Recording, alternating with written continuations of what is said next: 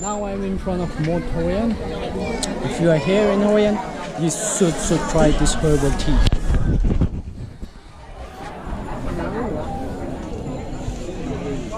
You should not miss this one. So basically it's served with ice, a leaf, and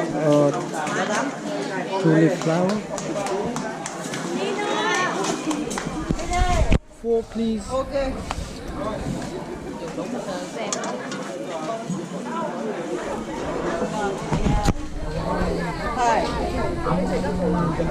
Partner.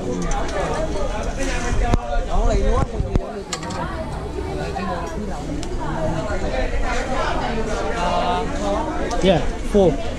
48.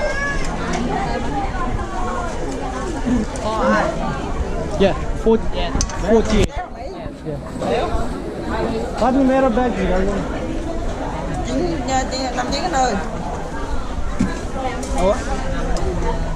5 tiếng. 50 tiếng.